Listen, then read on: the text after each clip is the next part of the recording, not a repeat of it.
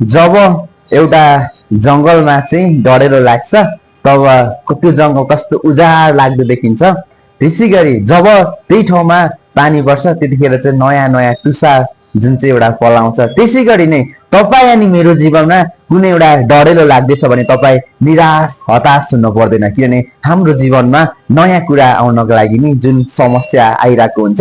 त्यसैगरी आजको मेरो यति रमाइलो इन्ट्रेस्टिङको कुरा छ, ध्यान दिएर तपाईँले सुन्नु होला है त। जुन चाहिँ एउटा मान्छे चाहिँ बरन्डामा बसिरहेको हुन्छ र बरन्डादेखि बाहिर एउटा छारी एउटा रुख हुन्छ, त्यो छारीमा चाहिँ जुन एउटा चरा उड्दै उड्दै उड्दै आएर चाहिँ बस्छ। त्यसैगरी अर्को चरा पनि उड्दै उड्दै आएर बस्छ।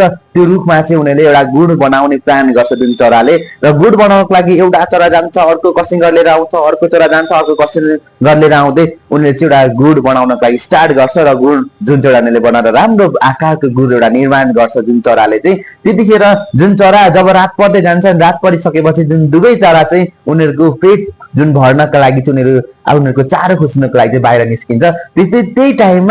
त्यही टाइममा जुन त्यो मान्छेले चाहिँ हेर्छ, यसो कसा कसा हेर्दाखेरि चाहिँ जुन त्यो छारीको जुन फेदमा चाहिँ एउटा बिरालोले ढुकिरहेको हुन्छ। कतिखेर चाहिँ यो चरा आएर बस्छ र मैले चाहिँ यो चरालाई खान्छु भनेर चाहिँ जुन एउटा बिरालोले बसिरहेको हुन्छ।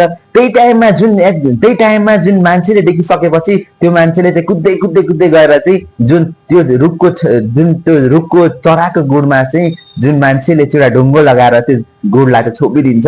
त्यही टाइममा जुन चरा उड्दै उड्दै आएर बस्छ र यसो हेर्छ जुन गुडमा चाहिँ उनीहरूको गुडमा चाहिँ ढुङ्गो लगाइदिएको देख्छ। त्यो टाइममा चाहिँ त्यसपछि चरा यति निराश हुँदै ची ची ची ची गर्दै त्यो मान्छेलाई धेरैभन्दा धेरै सरापिरहेको हुन्छ।